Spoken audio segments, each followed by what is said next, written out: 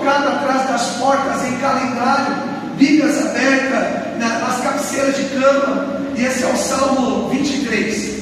Um salmo que todo mundo gosta de dizer que o Senhor é o meu pastor, que o Senhor é o seu pastor. E eu quero hoje discorrer um pouco acerca desse salmo, e nós temos uma compreensão um pouco melhor do que essa palavra diz.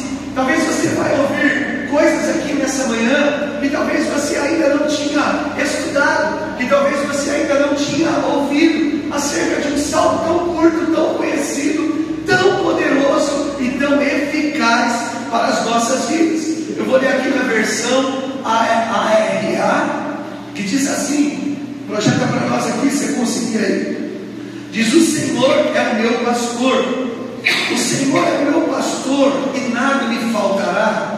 Ele me faz repousar em pastos verdejantes, leva-me para junto das águas de descanso, refrigera a minha alma, guia-me pelas veredas da justiça, por amor ao seu nome. Ainda que eu ande pelo vale da sombra da morte, não temerei mal algum, porque tu estás comigo, o teu bordão e o teu cajado me consolam. Prepara-me uma mesa na presença dos meus adversários, unge-me a cabeça com óleo, o meu cálice transborda. Bondade e misericórdia certamente me seguirão todos os dias da minha vida, e habitarei na casa do Senhor para todo sempre. Amém. Amém. Glória a Deus. Eu estou um pouco rouco para perceber, né? Eu já venho aí cerca de mais de 20 dias nessa guerra. Orei ontem ao Senhor, falei: Senhor, tem misericórdia do seu povo. A gente tem clamado para que o Senhor possa curar essas pessoas que têm clamado. Mas é como eu disse, a oração também é uma semente, e a gente planta essa semente, mas quem dá o crescimento dessa semente é o Senhor. Muitas vezes nós não entendemos de uma forma natural o porquê Deus permite algumas situações, e muitas vezes na nossa própria vida a gente diz assim: mas por que eu estou vivendo isso? Por que eu estou experimentando isso? Aí a gente acaba colocando a nossa justiça própria, e a gente diz assim: mas eu sou tão bom, eu faço coisas boas para as pessoas, eu não sou uma pessoa ruim, não faço mal para ninguém, por que isso está acontecendo comigo? E aí vem a nossa justiça e diz: enquanto aquele que faz o mal, parece que tudo vai bem, ele não passa dificuldade nenhuma, ele prospera, não prospera. E aí qual é a diferença que nós temos que entender? Que a nossa vida aqui nessa terra é passageira, aqui nós somos peregrinos nessa terra, e a própria Bíblia nos fala que tudo aquilo que nós nos juntamos aqui na terra, a ferrugem, a traça, ela vai consumir, mas o que tem poder é aquilo que nós fazemos, que somará naquele dia, quando o Senhor arrebatar a sua igreja, ou quando o Senhor nos chamar de forma individual, e aí nós vamos saber qual é o galardão que nós temos com o Senhor lá no céu. Mas eu quero fazer umas aplicações. Obrigado, vai me salvar, glória a Deus. Como dizia a bispa, né? Que nunca falte água na sua vida.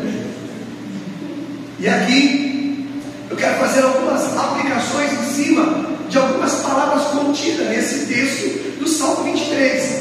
E uma delas é uma palavra que fala de decisão. Como assim, Senhor, pastor, decisão? Senhor é o meu pastor. Isso fala de decisão. É quando eu escolho, quando eu decido fazer dele o Senhor da minha vida, o provedor da minha vida. E nós vamos descobrir que não é provedor daquilo que é material, mas sendo ele o provedor da nossa vida. Porque se ele é a nossa provisão, nada nos falta. Então nós precisamos na nossa vida tomar uma decisão de que esse Cristo seja de fato o nosso Senhor, que Ele seja o nosso pastor. Mas se nós falarmos acerca desse salmo, escrito por Davi, que ele era um pastor de ovelha, quando ele escreve esse salmo, ele está se vendo não só como um pastor de ovelha, mas agora ele se coloca como uma ovelha. E a gente só pode ser um pastor se a gente nos colocar no lugar de ovelha. E o que é difícil? Nos colocar, nos posicionar como ovelha. É muito fácil. Nós queremos o que salva, mas nós não queremos aquele que governa. E o que nós precisamos é aquele que governa a nossa vida, não somente aquele que salva, porque a salvação é certa. Ele já conquistou, ele já pagou os pecados na cruz do Calvário. O que nós precisamos é de fato aceitar o sacrifício que foi feito, porque o sacrifício dele nos inclui novamente nele e ele em nós. Muitas vezes nós temos uma visão de um Deus, e quantos de nós, na nossa infância, ou no decorrer de muito tempo da nossa vida, a gente olha para o céu, assim, acho que até hoje alguns, olha para o céu e fala: Deus, o Senhor está me vendo aqui? Como se Ele estivesse de fato lá. Como assim, pastor? Ele está muito mais perto do que você imagina, porque Ele escolheu hoje habitar em nós. Então, ao invés de nós olharmos para o céu, nós temos que procurar Ele dentro de nós. Mas para que Ele esteja dentro de nós, então eu preciso ser ovelha que aceita que esse pastor, Ele seja o meu tudo. E aí, quando eu olhar para dentro de mim virá a resposta para aquilo que eu preciso, para uma decisão, a uma necessidade, uma cura, uma libertação, uma salvação para aquele que precisa de salvação. Então, quando afirmamos o Senhor é o meu pastor, devemos pensar da mesma forma. Estamos dizendo: eu sou ovelha desse pastor. Eu gostaria que você hoje absorvesse essa palavra, de que você de fato se entregasse como uma ovelha nas mãos desse pastor, e deixasse que a partir de hoje, dessa palavra, que Ele conduza a sua vida em tudo que você fizer. Seja ovelha, porque Ele foi como uma ovelha muda ao matadouro. Ele aceitou aquilo que Ele ia viver, e muitas vezes nós não aceitamos os processos que nós precisamos viver para poder desfrutar desse pastor sobre a nossa vida. Mas além dessa palavra decisão, dentro desse salmo a gente encontra algo que é a segurança. Pastor, mas não está escrito a palavra segurança dentro do salmo. Mas quando ele fala, nada me faltará, isso é a certeza. É a certeza que Ele é meu provedor. É a certeza de que mais que meu pastor, é que Ele cuida de mim nos mínimos detalhes, em coisas que muitas vezes nós nem pensamos, mas o Senhor, Ele está cuidando de nós, Ele está trabalhando ao nosso favor. Então, no original, as palavras não faltará não indica para coisas materiais. Vamos aprender desse salmo. Não são coisas materiais ainda, que você pode apontá-las, que você pode direcioná-las também, mas sim a própria presença. Ou seja, o salmista estava dizendo: o Senhor é o meu pastor e não me faltará. O que não vai faltar é o pastor. Não é que não vai faltar as coisas materiais. Ele está dizendo: o Senhor não me faltará. Então não faltará o senhorio de Deus sobre a sua vida, a partir do momento que você se subjuga como ovelha, na submissão desse pastor. E aí esse pastor, então, ele completa aquilo que você necessita, porque quando você se subjuga como ovelha, você está declarando: eu preciso desse senhorio. O que eu não posso fazer, esse Senhor pode fazer. E eu sei que esse Senhor pode fazer melhor do que eu posso fazer. E Ele faz no tempo dele, do jeito dele, da forma dele. Muitas vezes dói, muitas vezes nós choramos, muitas vezes nós não entendemos o processo, mas é nesse processo que Deus está trabalhando, para que o nome dele seja glorificado, para que o senhorio dele, como o pastor que não falta, seja evidenciado. Porque João declara: importa que ele cresça e eu diminua. É quando nós diminuímos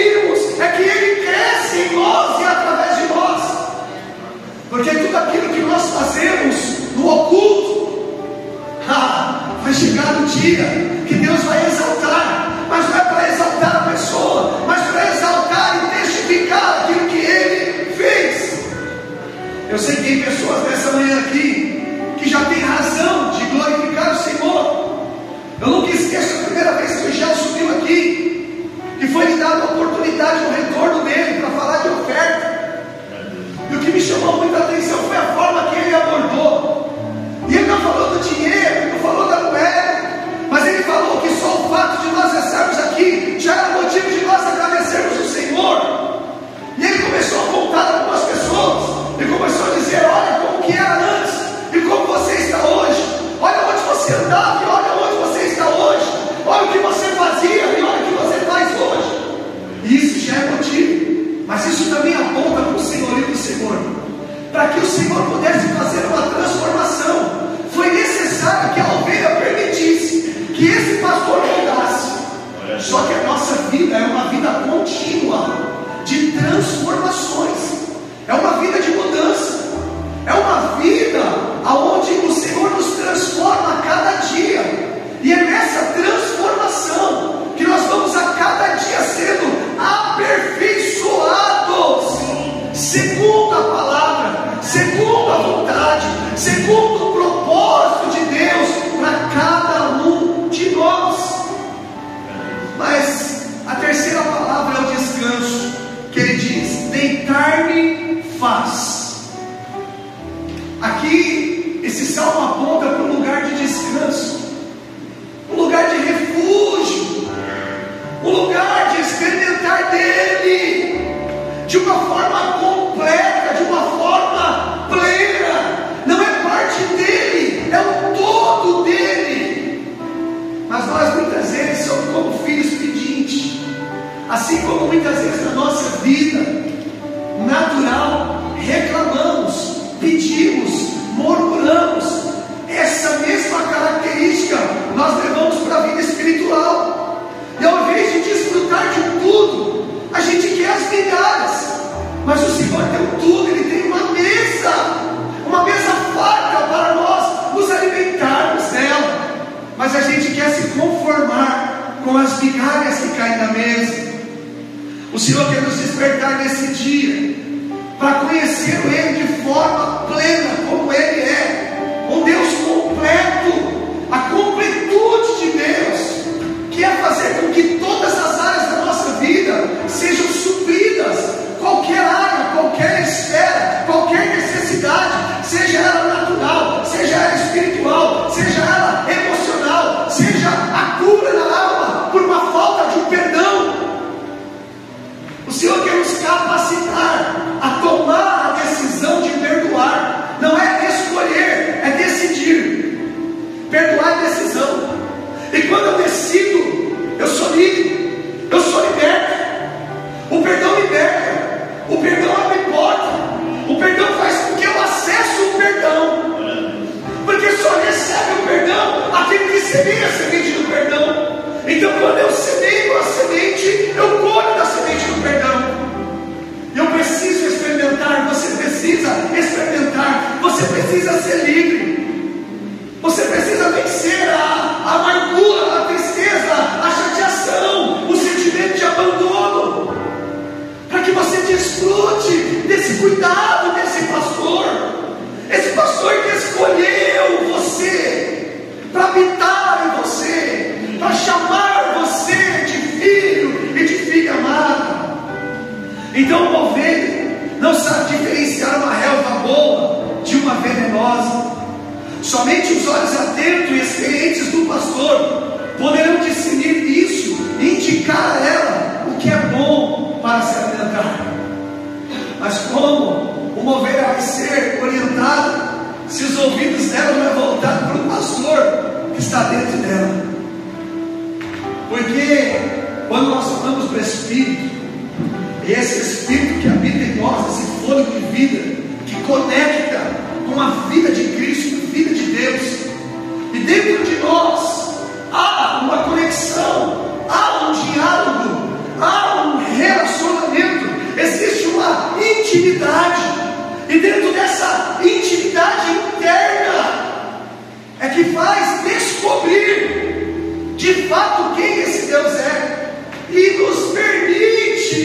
a ser desvendado quem nós somos, porque muitas vezes nós queremos esconder aquilo que não se pode esconder. Ele conhece o pensamento, Ele conhece as intenções do coração, Ele olha o que nós olhamos. Os olhos dele estão em todos os lugares, contemplando os bons e os maus. Não tem como fugir da presença do Senhor, não tem como fugir do propósito dele na nossa vida. O que nós temos que viver, o que nós temos que passar, nós vamos passar. Todos nós nascemos com um propósito, e esse propósito vai ser cumprido, porque Ele estabeleceu esse propósito. Mas essa palavra ela fala também de restauração, que é o refrigera, que é o refrigerar a minha alma, é colocar a água na fervura. Quando o bicho está pegando, você bota ele para correr, como? Descansando no Senhor, confiando nesse pastor, sabendo que ainda que a circunstância diga o contrário, Ele é por você, que logo ali na frente vai passar. Eu ouvi uma frase: todos nós já passamos momentos difíceis na nossa vida, e entenda que o que eu disse foi: todos nós já passamos. E aí eu vejo uma galera que gosta de colocar assim: você tem tudo passa, não é? Você tem tudo passa, não é? Agora, quem tem tudo passa aí? Os que botam assim, né? Tudo passa. É legal, tudo passa. Passa mesmo. E a gente precisa entender isso. E se a gente coloca ali tudo passa, é porque passa. Então a gente tem que confiar que vai passar. E que logo ali na frente a gente vai testificar que Deus deu vitória. Foi difícil. O deserto foi difícil. Faltou água. Faltou. Mas faltou para aqueles que não acessaram o Senhor. Porque o povo passou pelo deserto, não gastou a sandália, as roupas não ficaram velhas. Ele criava um oásis em meio ao deserto, caía o maná do céu. Então Deus que a gente serve, Ele cuida de nós, mesmo passando pelo deserto. Deserto não é lugar de ficarmos estagnados. Deserto é lugar de passagem para sermos provados, mas aprovados de acordo com a resposta que nós damos ao Senhor. Dê a resposta certa nessa manhã, dê a resposta certa nesses dias, e você vai experimentar o melhor dele. Então, refrigerar, um dos significados da palavra refrigério é sensação agradável, produzida pela frescura. Está calor aqui, né? Tem um ar-condicionado, de repente a temperatura estabiliza, você fala: nossa, que lugar gostoso. Esse é o Senhor que nós servimos. Quando nós se refrigeramos nele, a gente fala: nossa, que lugar gostoso. É como você está num dia de muito sol na praia, e a gente gosta de sol na praia, mas o sol às vezes é tão quente que a gente procura o quê? Um guarda-sol. E a gente se coloca na sombra, a temperatura é boa, mas ali nós estamos sendo protegidos daquele calor. Talvez você tenha passado um calor tão intenso, e o que tem faltado para você é esse guarda-chuva do Senhor, para te refrescar um pouquinho, em meio ao calor que você está vivendo. Mas todo calor passa, e vem o momento da chuva, e aí a gente fala assim, como ontem à noite, né? Nossa, como o tempo está fresquinho, né? Parece aquele clima de praia, de final de noite. É assim, irmãos. Deus usa a natureza para falar conosco. Alguns sinônimos da palavra também são conforto, alívio, bálsamo, consolação, refresco, remédio. Como consequência das águas tranquilas vem o refrigério e o alívio. O nosso Senhor traz alívio, consolo, bálsamo para a nossa alma. Vamos olhar quantas coisas a gente pode extrair de um pequeno salmo, pequenininho. E ele fala de direção. Que direção esse salmo fala? Veredas da justiça. Veredas da justiça. Mais uma vez o salmista usa a palavra guia-me, o que deixa claro o trabalho do pastor em guiar as ovelhas. E aqui eu trago não só o âmbito e a responsabilidade para o pastor, Senhor Jesus Cristo. Mas agora a gente traz a responsabilidade como pastores desse ministério, cuja nossa responsabilidade em Deus é trazer uma direção, é trazer um caminho, é abrir os seus olhos, é livrar você do lobo que vem tentar tragar a ovelha. Porque muitas vezes a ovelha, ela não vai ter o senso de direção. Em alguns momentos ela vai tomar decisões baseadas na sua vontade, na sua emoção. E na nossa vontade, na nossa emoção, muitas vezes nós erramos nas decisões que tomamos. E por conta dessas decisões, nós vivemos a consequência delas. Mas eu volto a dizer, para que haja um exercício de um pastoreio, de um cuidado, é necessário de que a ovelha seja ovelha, que a ovelha ela se permita em alguns momentos ser guiada, ser direcionada, porque isso que vai fazer toda a diferença. Então é aqui o lugar onde o pastor vai guiar as veredas da justiça. Vereda é o caminho, o trilho, a direção e o rumo. Então tem pessoas que falam assim: pastor, o que aconteceu? Eu estou querendo fazer tal negócio. O que você acha, pastor? Em alguns momentos, isso é uma experiência que talvez você já possa ter tido, mas como nós temos o Espírito do Senhor, às vezes ali naquela conversa informal, o Espírito Santo ele ministra no nosso coração. É engraçado que às vezes a gente tem um sentimento, às vezes é um sentimento bom, e às vezes é um sentimento que gera um determinado desconforto. E é naquele desconforto muitas vezes que a resposta ela vem negativa do que aquilo que a ovelha, ela decide. Porque muitas vezes a ovelha ela vem com a decisão pronta. O que ela quer é uma aprovação para aquilo que ela já decidiu fazer. Isso faz muitas vezes com que ela não ouça o que não é para ela fazer, mas que ela já se inclinou a fazer. E a gente diz assim: olha, vamos orar acerca disso e depois a gente volta a conversar. Esse é um processo difícil. Esperar. Ninguém quer esperar. A pessoa levanta dali, ela já levanta pegando o celular, né, que hoje é rápido, e já fazendo o que tinha que fazer. Não, vai demorar. Só que às vezes Deus não responde rápido. Às vezes Deus demora um pouquinho para poder responder.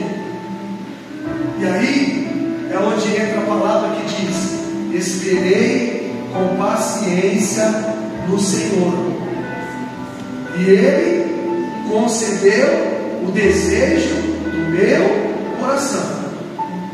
Concedeu o desejo do coração, muitas vezes não é o que você já estava proposto em fazer, mas conceder o desejo do seu coração é atender a sua necessidade com excelência, porque é Ele que tem a decisão boa, perfeita e agradável. Oh, como é difícil esperar, como é difícil ter paciência em meio à tribulação, em meio à prova, em meio à necessidade, em meio à dificuldade. Mas esse salmo ele fala também de coragem, andar pelo vale, saber que eu estou passando pelo vale, que está difícil, que parece que eu não vou aguentar, mas eu tenho coragem de permanecer firme, de saber que a resposta vai vir. Eu não sei quando, mas ela vai vir. O Senhor vai me socorrer, porque Ele é o socorro bem presente na hora da angústia. Mas eu preciso elevar os meus olhos para o monte, elevar os olhos para o monte, não é um monte de terra, elevar os olhos para o monte e olhar para a minha situação e saber que meu socorro vai vir na situação que eu estou vivendo. Aleluia. As ovelhas são ingênuas, e por isso o pastor deve estar sempre prestando atenção a todas elas. Como assim, pastor? Então, se você está fazendo uma analogia que eu sou uma ovelha,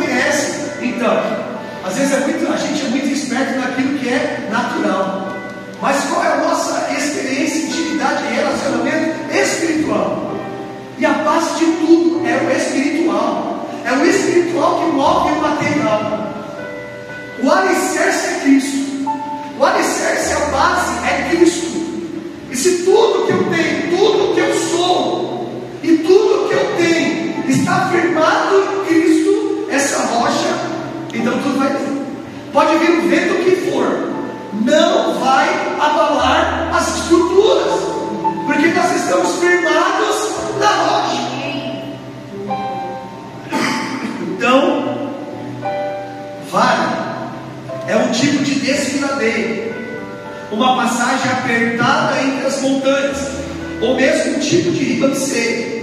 É um caminho bem estreito, perigoso, difícil, pouco prazeroso de trilhar para a maioria das pessoas, mas o salmista diz: não temerei mal algum.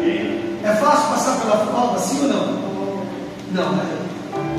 Mas a gente passa, porque a gente confia, porque a gente depende, porque a gente espera uma resposta de um clamor, de uma oração, ainda que pareça que ela não vinha. Eu quero dizer para você nessa manhã: o Senhor está vindo ao seu encontro.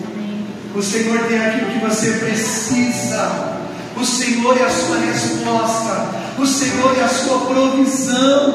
O Senhor é aquilo que você precisa nesses dias. Ou seja, um pastor cuida das suas ovelhas para que elas não caem em lugares de aperto, que a causa venha a ser morte. Irmãos, nós podemos passar por todo tipo de prova. O que a gente não pode é morrer, é quebrar a comunhão, é quebrar a intimidade, é quebrar o relacionamento com esse Deus, com esse pastor que cuida de nós. Então essa palavra também fala dessa comunhão. Tu estás comigo. Você tem certeza que o Senhor está com você? Porque se você tem essa certeza, você vai ter comunhão com Ele. Quando você abrir os seus olhos na sua cama, eu acredito que alguns de vocês fazem isso, porque a nossa vida é uma vida tão corrida, mas quando eu abro o olho, às vezes uma madrugada que a gente acorda até para ir no banheiro, quando a gente deita ali, ainda que a gente cai no sono, mas eu não sei você, mas eu me conecto com Deus e falo assim: ah, Senhor, obrigado, guarda minha casa, guarda meus filhos, guarda a tua igreja, e aí eu durmo, mas eu sei que Ele está comigo. E aí você levanta de manhã, a gente que dirige carro, e às vezes a gente aí está passando uma dificuldade, um aperto, às vezes está triste, e aí a gente fala para o Senhor: ô Senhor, cuida desse dia, cuida de nós, Senhor, me ajuda. Isso é ter comunhão, isso é saber que Ele está comigo. Ele está comigo dentro do carro, Ele está comigo deitado na cama, Ele está comigo no banheiro tomando banho, Ele está comigo na máquina costurando, Ele está lá, Valdir, cortando tecido, Ele está lá, Gustavo, carregando o saco do Brás, Ele está lá, Leite, recebendo os pacotes, Ele está lá, Letícia, quando você está tirando a foto, Ele está lá, Dani, na sua casa, Ele está lá, Leandrinho, quando está treinando jiu-jitsu. Porque se eu souber que eu estou fazendo um esporte, uma atividade, mas eu estou ali cultuando Ele naquilo que eu faço, então estou tendo comunhão com Ele. Quando está lá, gente, tentando entrar no lugar e oferecer algo para alguém, o Senhor está lá, porque quem convence é o Senhor que está comigo, o Senhor que está com você. É Ele que faz tudo, não somos nós. Nós só somos um instrumento, um veículo de comunicação. Nós só direcionamos Ele para cumprir o propósito dEle em nós e através da nossa vida. Nós somos condutores do reino, nós somos o condutor da graça, nós somos os condutores da salvação em nome dEle. Essa é a nossa grande comissão, é nós propagarmos o Evangelho, levar a salvação para aquele que está perdido, levar a solução, que é o pastor em nós. É o pastor em nós. Nós temos a responsabilidade de carregar e entrar em lares, em vielas, em valados, em meio a famílias que precisam de uma palavra de amor, de uma palavra de salvação, de uma palavra de libertação, de uma palavra de cura, de uma palavra de provisão. Precisamos assumir essa identidade e permitir e dar liberdade para que esse Senhor opere através de nós. Mas ele fala também nesse salmo, que já estamos próximos a terminar, do consolo. Por que consolo? A vara e o teu cajado me consolam. Então esse salmo fala de consolo para nós. O pastor usa duas ferramentas para disciplinar disciplinar a ovelha. Irmãos, não se sinta ofendido, constrangido, triste quando você for disciplinado. A disciplina, ela vai apontar um caminho mais excelente. É duro disciplinar o filho, ainda que ele precise. A gente sente disciplinar, mas a disciplina é necessária para que a gente aponte destino, para que a gente dê destino para os filhos. O nosso papel como pastores, como líder, muitas vezes vai ser disciplinar, para dar destino, para dar caminho, para dar direção. E se a gente criar uma base desse critério, desse entendimento, nós vamos avançar como pessoa, como família, como igreja, como ministério. Essa é a base. E ele diz: a vara é comprida e como um ponto de interrogação na ponta, e com ela o pastor livra as ovelhas de ficarem presas em arbustos ou espinheiros. Ou seja, a ovelha ela cai, ela está caindo, o pastor vem lá com aquele gancho, né? Junta o pescoço dela, tira ela do vale, traz ela para o colo. E sabe o que é engraçado? A gente gosta muito daquela palavra das 99 ovelhas, uma que se perdeu. E aí às vezes a gente ouve muito algumas pessoas falar assim, usando a palavra para ser crítica com o ministério ou com o seu pastor que pastoreia a sua vida. E aí ele diz assim: mas lá era a ovelha sem lá, ninguém veio atrás de mim. Olha, cadê que deixou as 99 para vir atrás de mim? Na verdade, se essas pessoas soubessem que o verdadeiro pastor ele só celebra quando ele está com as 100 ovelhas completas, que por mais que a ovelha possa estar desgarrada, o sentimento dele está triste, porque o desejo dele é que essa ovelha estivesse na casa, que estivesse no curral, que ela não tivesse se perdido. Mas o que acontece quando ele vai atrás da ovelha que se perdeu? Quando ele traz, ele se alegra pela ovelha que voltou. E nós vamos deparar com várias parábolas, ou pelo menos com uma parábola, que ela vai falar acerca de 3 situações: da mulher que perde a dracma e celebra quando encontra, do filho que vai e quando volta se celebra, e da ovelha que se perde. Uma única ovelha, uma única parábola, que parece ser 3 parábolas, mas que conta acerca de uma mesma história. Então nós precisamos celebrar quando aqueles que se perderem forem alcançados. E aí a pastora disse que a nossa alegria é ver o Dani que vem hoje aqui pela primeira vez. É o Espírito que vai falar no coração dele, a decisão dele. O que importa não é que o Dani esteja aqui conosco, o que importa é que ele encontre o caminho, porque se ele encontrar o caminho, ele vai desfrutar desse Senhor que vai habitar nele, na esposa, na casa, na família. Mas a gente tem que se alegrar porque Deus tem trazido.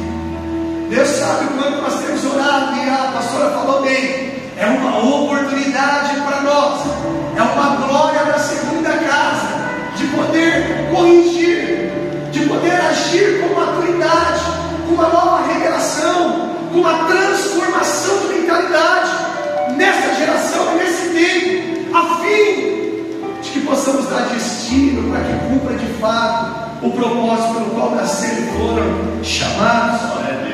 O cajado deve ser, serve para que a ovelha não vá aonde não é permitido. Quando ela está a ponto de se desgarrar, o pastor lança o cajado sobre a ovelha e assusta, mesmo. Quando a gente ouve, talvez eu já ouvi muito isso, em todas essas igrejas pentecostais, né? O pastor hoje desceu o cajado. Irmãos, o cajado é para consolar. Glória a Deus. O cajado é para assustar. Está indo aqui, não é para bater na ovelha. Joga o cajado do lado dela, pá! Olha, para ali que você tem que ir, meu. Não é para bater. A gente tem falado e aprendido, a pastora Roberta falou, né? A a gente vai tratar pecado como pecado, mas a gente vai tratar o pecador como pecador. Pecador como pecador, a gente trata com amor, a gente trata com zelo, a gente trata com cuidado, porque Deus amou o pecador, Ele abominou o pecado. Então nós temos que aprender a abominar o pecado das pessoas e não as pessoas, porque as pessoas elas têm falha, elas vão errar, e o nosso papel é o quê? Se a gente avançou um pouco mais naquilo que é a deficiência dela, então a gente se une a ela, e a gente ensina aquilo que ela precisa aprender, e aí a gente vai extrair dela também aquilo que nós não temos e ela tem para nos oferecer. E essa palavra é uma palavra que a pastora usa muito: empatia. Ter empatia com as pessoas, não olhar as pessoas segundo aquilo que eu sei, segundo o que eu faço, segundo as decisões que eu tomaria, mas enxergar ela nas deficiências que ela tem e acrescentar aquilo que ela precisa e extrair o melhor que ela pode dar. Porque sabe o que o Senhor faz conosco todo dia? Ele nos aperta para extrair o melhor que nós podemos dar, mesmo sabendo que nós temos muitas áreas da nossa vida que são deficientes, de que nós sabemos que nós não conseguimos vencer, mas Ele nos aceita como nós somos, e por nos aceitar Ele nos aperta, porque existe algo excelente em nós, nós podemos liberar o azeite também, e por isso Ele nos aperta. E Ele fala de provisão da mesa.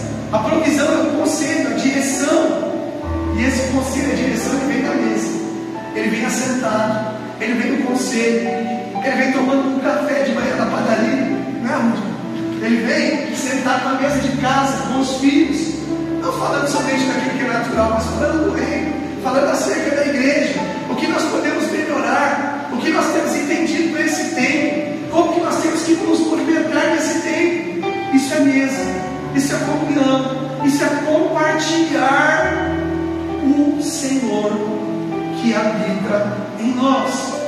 Para terminar, devemos lembrar que Davi, embora esteja falando da relação ovelha como pastor, ele está se colocando como ovelha, e por ser um ser humano, vem à sua mente um banquete preparado para o Senhor.